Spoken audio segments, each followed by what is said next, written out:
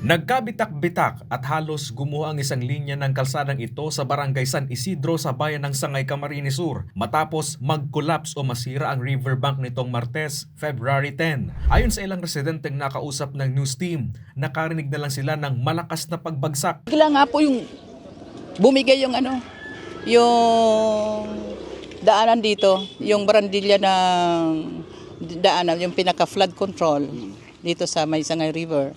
Bigla pong bumagsak. Nagulat nga po kami. Naglabasan yung mga tao. Kapansin-pansin rin sa nasirang istruktura ang manipis nitong semento, bakal at tila walang sheet pile sa naturang riverbank na tila tinipid o substandard. Nang dahil dito, hindi maiwasang mangamba at madismaya ang mga residente sa depektibo at tinipid na proyekto na magsisilbi sana ng proteksyon nila sa tuwing tumataas ang level ng tubig sa Sangay River na dumidiretso sa karagatan. Tila maskara umano ang sementadong kalsada dahil mahina naman umano ang pundasyon nito at mistulang tinipid ng kontraktor. Nangangamba po. Bakit? Kasi yung kung dito, tama-tama naman ang halo, kulang yung bakal.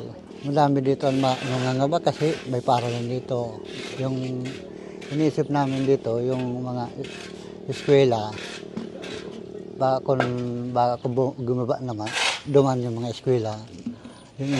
Yung pinakaban dito. Takot kami at hindi namin akalain na araw ang mangyayari. Na una may magray ang paka-construct dahil magayunon baga ang kasemento. So nung bumagsak, nahiling may ang palan laman.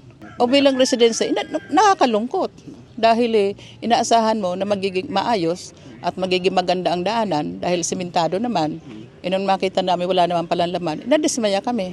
Ang nasirang riverbank ng barangay San Isidro ay bahagi ng istruktura o flood control project na nagkokonekta sa barangay nato. Sa pananaliksik ng Council News, nadiskubre namin na taong 2018 na magsimula ang naturang proyekto at natapos nitong 2020. Nagkakahalaga ang naturang riverbank project ng higit sa 37 million pesos at nakuha ng AC Rivero Development Corporation mula sa Bacolod City ang kontrata. Kaya palaisipan sa mga residente sa pagkalaki-laki ng pondo ay bakit madaling nasira ang proyekto. Sa ngayon, naglagay na ng barikada at safety measures ang mga otoridad para sa kaligtasan ng publiko. Sinusubukan pang makuha ng Camster News ng pahayag ang DPWH 4th District Engineering Office sa naturang insidente.